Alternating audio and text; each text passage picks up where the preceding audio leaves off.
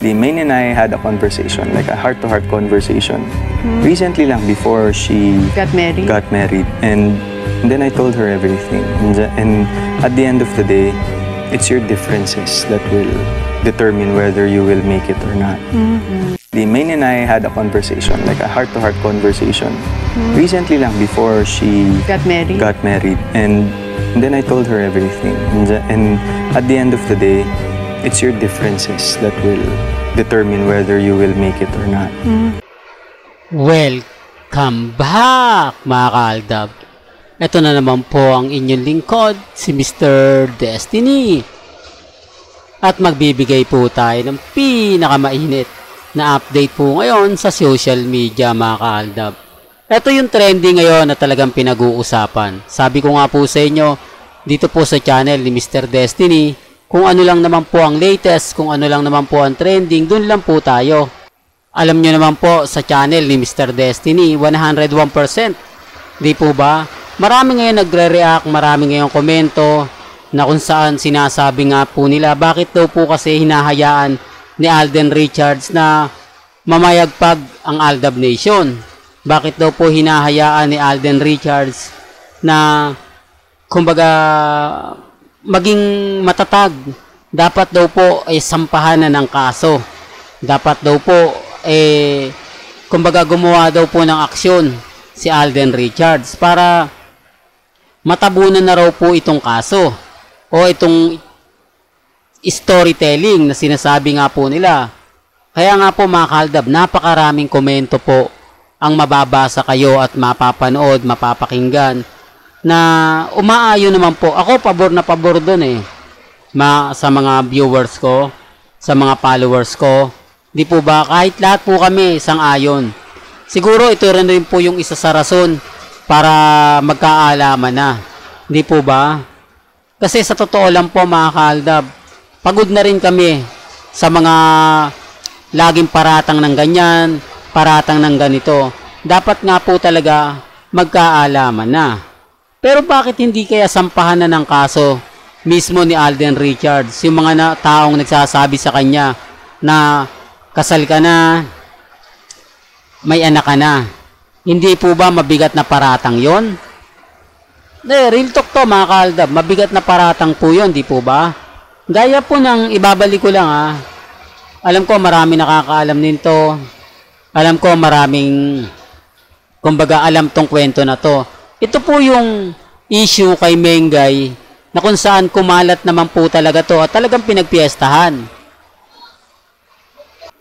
Alam niyo, mga kaaldab, ito kalat na kalat to ng mga panahon na yon. Yung skandal ni Mengay na sinasabing siya. Maraming nag-react, maraming apektado. Alam niyo po ba, mga kaaldab, na nagsampa ng kaso sa NBI? At pumunta po si Rams Davids, si Maine Mendoza at si Nanay Dab. Hindi ko lang alam kung confirm na pumunta ron si Mengay. Pero ang talagang kumpirmado nakita ko si Rams David, and I had a conversation, like a heart-to-heart conversation. Nanay Dab. Yan po talaga yung nakita ko. Pero hindi ko lang sure kung nandun talaga si Mengay. Sa bagay, parang si Mengay na rin po yung pupunta. Kailangan, kumbaga, para sa confirmation siguro. Di po ba? And yun yung scandal na yun, talagang pinagpiestahan yun. Talagang marami daw po nakapanood. At sinasabi naman po na hindi naman po talaga si Mengay. Nasilip din naman natin yun, mga kaaldab, na talagang ang layo sa mukha ni Mengay. Pero syempre kapag sinabi mo kasi Maine Polkerson scandal, talagang pagpipestahan nyo.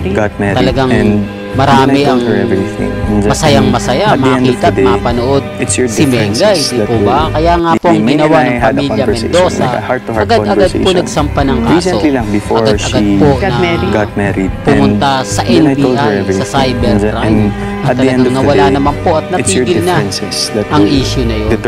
Pero ano nga po ba ang pagkakaiba nito para kay Alden Richards at kay Maine Mendoza? Di po ba? Bakit hindi sinampahan ni Nanay Dab ng kaso ang mga nagpapakalat na buntis si Maine o nanganak si Maine, kasal si Maine? Di po ba? Bakit hindi nila magawang sampahan ng kaso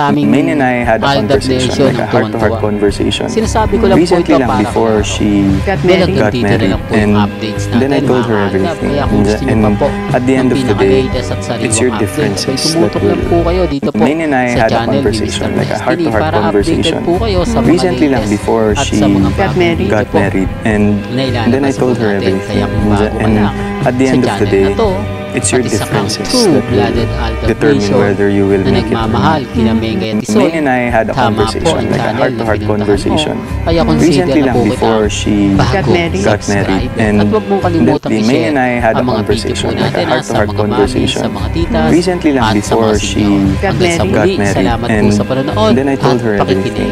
And